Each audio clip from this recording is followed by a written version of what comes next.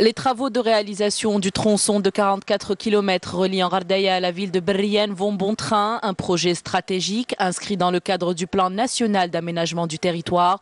L'ouverture de ce tronçon permettra d'améliorer la fluidité du trafic routier sur cet axe à forte circulation, d'y éliminer les points noirs et de réduire les accidents très fréquents sur cette partie de la route.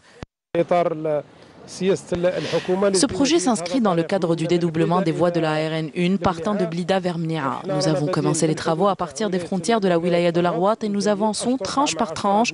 Nous avons plusieurs entreprises qui s'occupent des projets. Le dernier tronçon a été entamé récemment. Les travaux avancent avec une cadence très acceptable. Reste le tronçon qui relie Ghardaya à Mni'a. Il est actuellement en cours d'étude.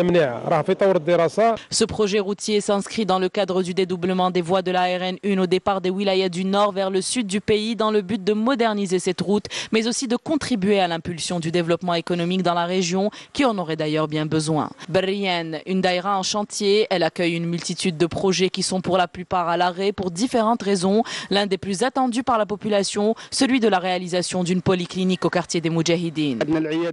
La polyclinique la plus proche est à plus de 10 km d'ici, au centre-ville. Nous souffrons beaucoup de cette situation. Si quelqu'un tombe malade ou se fait piquer par un scorpion en pleine nuit, il est très dur pour la protection civile d'accéder à cette zone pour le secourir. Je suis un invalide de guerre, je suis vieux, malade et fatigué de cette situation. Je demande à l'État de m'aider. Le plus urgent serait d'ouvrir la polyclinique et d'ouvrir des écoles aussi. Nos enfants font de 1 à 3 km pour aller à l'école. Ce quartier est complètement isolé. Booster le développement local dans cette région figure parmi les priorités des autorités locales qui tentent lentement mais sûrement de donner un nouveau souffle à cette zone.